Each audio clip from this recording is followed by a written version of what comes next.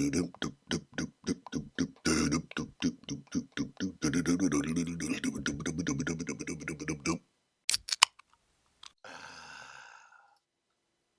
there! This is a follow-up to my previous video using the Grainfather Pressure Transfer Kit, where instead of transferring the beer through the airlock hole at the top of the Grainfather Conical Fermenter using the pressure transfer racking pipe, I'm going to be transferring the beer through the bottom of the Grainfather Conical Fermenter using the dual valve tap sample port. In addition, I'm going to be using a Bouncer MD in line with the racking tube to remove any sediment that hasn't settled at the bottom of the Grainfather Conical Fermenter. Now, before we get started, as I stated in my previous video, I highly recommend using the Grainfather Pressure Transfer Kit to transfer the beer from the Grainfather Conical Fermenter into a keg inside the kegerator, because this is a much easier way to fill a corny keg without having to lift a full keg and put it into the kegerator. You're back and you're nuts. Well, thank you. If you've seen my video on using a postal scale with a PCS function to track the number of pours that are left in the keg, you can also use the scale's control panel to monitor the weight of the beer inside the keg during the transfer process. Also, using the pressure transfer kit provides a closed-loop system which lowers the risk of inducing air into the keg while transferring the beer. Now, speaking of lowering the risk of inducing unwanted air into the beer, the Grainfather Pressure Transfer Kit is crucial when taking samples or dumping yeast through the Grainfather Conical Fermenter's dual valve tap. Why? Because when you open the valve, the pressure inside the Grainfather Conical Fermenter will equalize, and it will suck air or star sand or small children through the airlock. I made that last part up. So, it's a good idea to install the Grainfather Pressure Transfer Assembly onto the airlock and apply some CO2 before opening the dual valve. In addition, applying pressurized CO2 will help push the tube through the dump valve. Now, it's very important that you regulate the CO2 using the pressure kit's needle valve assembly and monitoring the PSI on the pressure gauge display, because you don't want to overpressurize the fermenter and send the yeast shooting across the room when you open the dump valve. Take it from me, you'll only make that mistake once. So here's a list of the equipment that I'll be using today.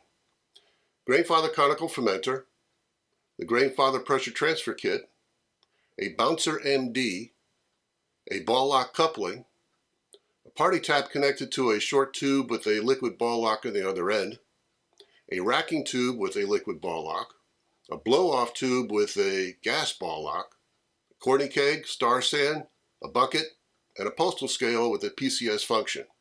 So, let's get started. I use a checklist and mark off each step to make the process easier and to make sure that I don't forget to do something.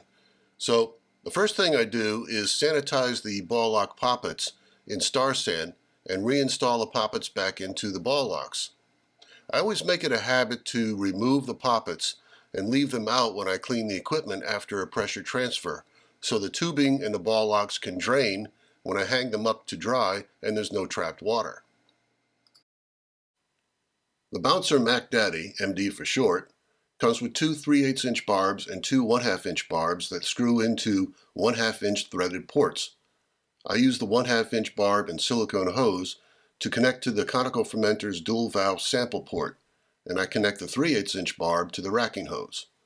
Next, I remove the bottom jar and put the jar into a bucket of star sand, along with the racking hose with the ball lock and Bouncer MD, the overflow hose with the gas ball lock, the silicone gasket from the pressure transfer kit, and the flared end of the liquid pickup tube, because the rest of the pickup tube will be sanitized in the keg. I use a measuring cup with star sand to sanitize the corny keg gas and liquid ball lock posts, the gas tube, and the keg lid. Next, I fill a corny keg 1/4 full of star sand, and I install the liquid pickup tube, the gas tube, the ball lock post, and the keg lid. I then slosh the star sand around to make sure that the star sand contacts all the surfaces inside the keg. Next, I apply CO2 to the keg with star sand and connect my beer lines and check for leaks. I always make it a habit that whenever I add a new keg to my kegerator, I also take the opportunity to sanitize all my beer lines and taps by running Star San through them. Next, I remove the insulation jacket cover from the Grainfather Conical Fermenter, and I spray the area with Star San and remove the airlock. I remove the silicone gasket from the bucket of Star San and install the gasket and the Grainfather Pressure Transfer Assembly onto the Grainfather Conical Fermenter airlock hole and secure it with a tri-clamp. I turn the CO2 tank gauge to around 4 psi, and then I turn the distribution valve on. I check that the pressure transfer assembly cap is secure, and using the pressure transfer needle valve assembly, I turn the needle valve counterclockwise and apply CO2 to the Grainfather Conical Fermenter until the pressure gauge reads around 0.4 psi. I then turn the needle valve fully clockwise to turn the CO2 off. Now, a word of advice when using the needle valve assembly.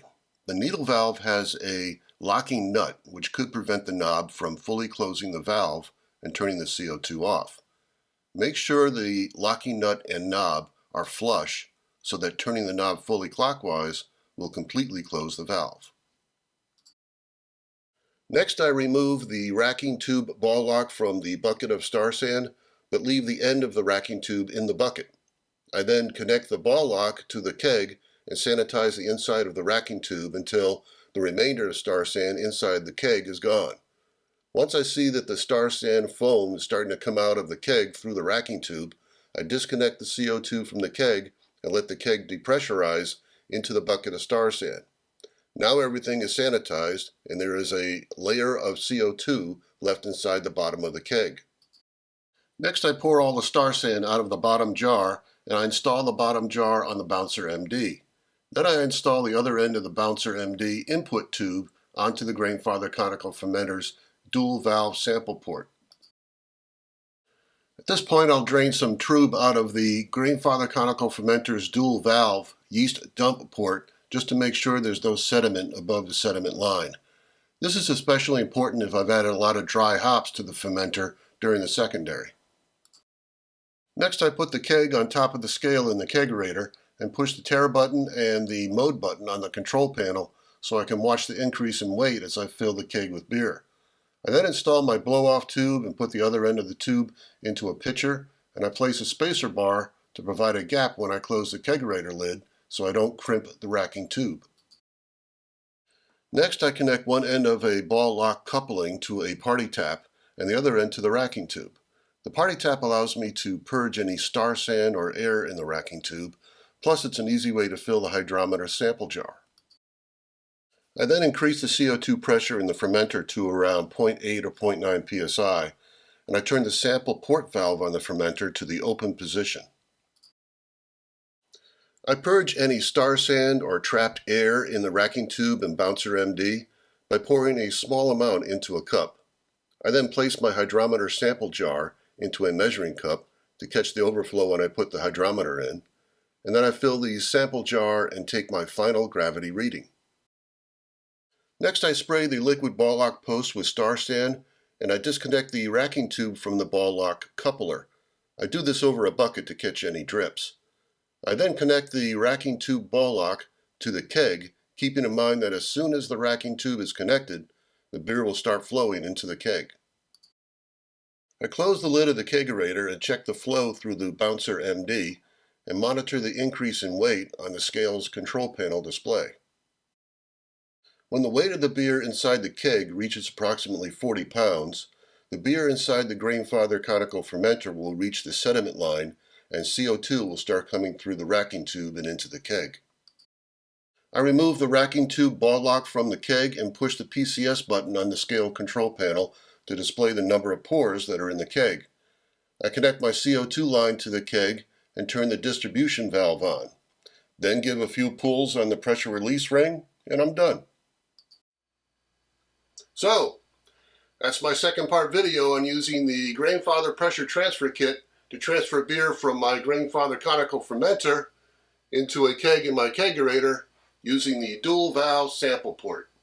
As always, if you have any comments or questions, let me know. Cheers.